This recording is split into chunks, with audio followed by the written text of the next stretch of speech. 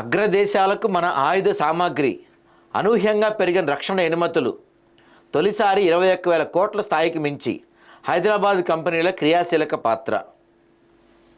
దాదాపుగా రక్షణ ఉత్పత్తుల కోసం ఇతర దేశాల చుట్టూ తిరిగిన భారత్ ఇప్పుడు అగ్రదేశాలకే వాటిని ఎగుమతి చేసే స్థాయికి చేరింది. దీన్ని ఎంతో ఆసక్తికర మార్పుగా పరిశ్రమ వర్గాలు భావిస్తున్నాయి. ఓ రకంగా చెప్పాలంటే ఈ మేక్ ఇన్ ఇండియా అనే దానివల్లే మనం ఎక్స్పోర్ట్ చేసే స్థాయికి వచ్చాము. ఇక్కడ మన దేశ రక్షణ ఎగుమతుల్లో దాదాపు 70% ప్రభుత్వ రంగ సంస్థల వాటా కాగా మిగిలినవి ప్రైవేట్ సంస్థలు చేస్తున్నాయి.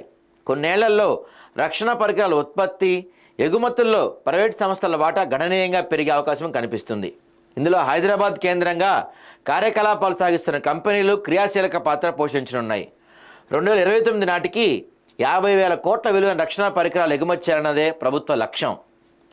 ఎలా పెరుగుతున్నాయో చూద్దాం ఒకసారి. మనం కోట్లల్లో అంట 2013-14లో మన ఎగుమతులు కేవలం 686 కోట్లుంటే ఇప్పుడు మనం 2023-24లో 21,000 కోట్లు సాధించాం.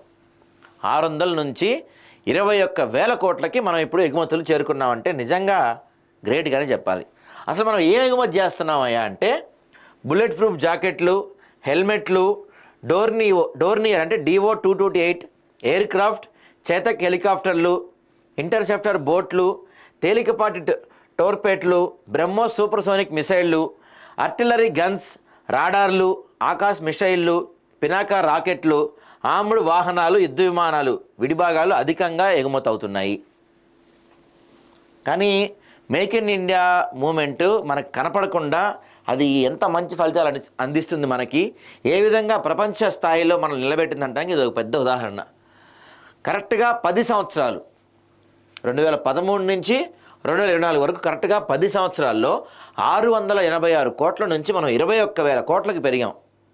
చాలా గొప్ప విషయం ఇది.